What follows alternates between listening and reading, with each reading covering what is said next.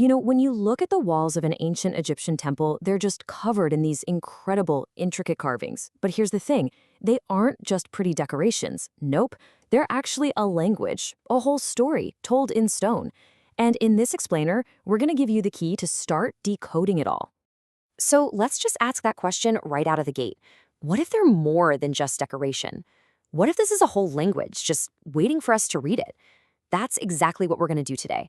We're going to dive into the symbols and the structures that turn these incredible monuments into a visual story.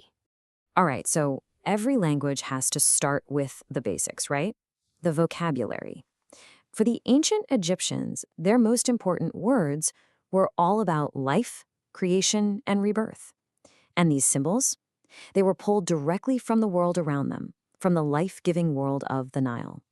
So let's kick things off with 3 really key plants. You've got the lotus, the papyrus, and the palm. Now, these weren't just random plants they thought looked nice. They were absolutely foundational to their entire civilization. And as symbols, they all communicated one single powerful idea: fertility. Okay, so moving on from the plant kingdom, we find another super powerful symbol of life. And that's the scarab beetle, the sacred beetle. This small creature, believe it or not, represents one of the biggest ideas in the entire Egyptian belief system. And what is that big idea? In a word, resurrection. We're not just talking about life here, but about life after death. It's the promise of being reborn. I mean, this symbol is all about the ultimate comeback. So, you might be wondering, wait, a dung beetle? Why? Well, the Egyptians saw this really profound connection. They watched the scarab rolling its ball of dung, and they thought, that's just like our sun god Ra rolling the sun across the sky every single day. So just like the sun was reborn each morning, this humble little beetle became the ultimate symbol for resurrection. It's pretty amazing when you think about it.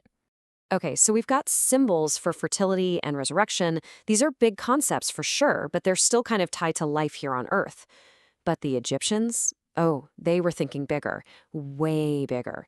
They were trying to figure out how to capture something totally abstract, this mind-bending idea of eternity itself. I mean, think about it. How do you draw something that has no beginning and no end?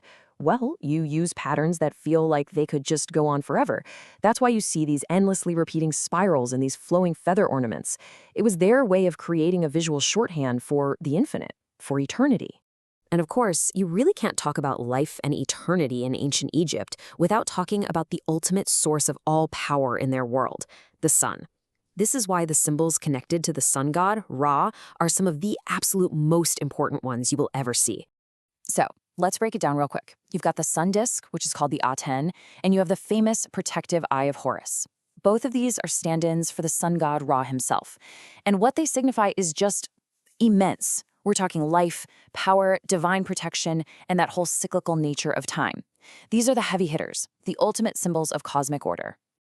All right, so now we have our vocabulary, right? We've got symbols for fertility, for resurrection, for cosmic power. But, a language is more than just words. It needs grammar.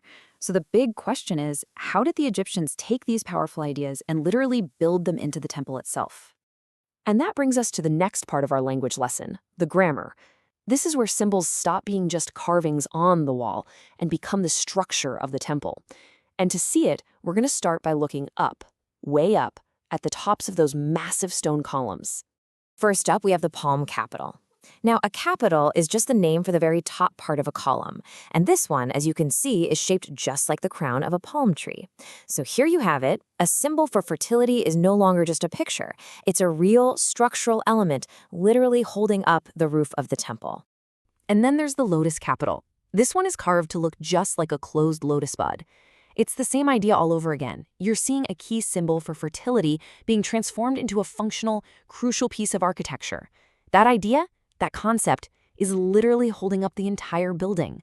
So when you look at them side by side, the palm capital and the lotus capital, you've got 2 different shapes from the natural world being used in architecture to express the exact same idea, fertility. But it turns out plants weren't their only source of inspiration for this.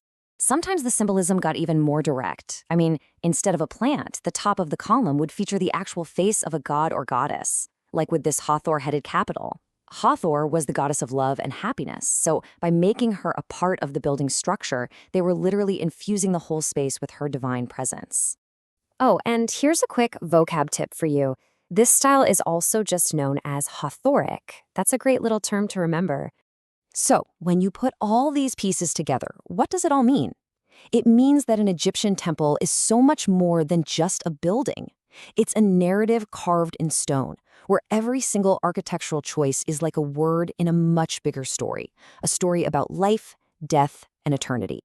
Just think about the journey we just took, right? We started with the words, all those core symbols of their beliefs. Then we moved on to the grammar, seeing how those symbols actually became architecture.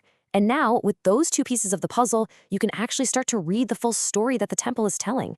And all of this leaves us with one final big question to think about. The ancient Egyptians literally wrote their entire worldview into their buildings.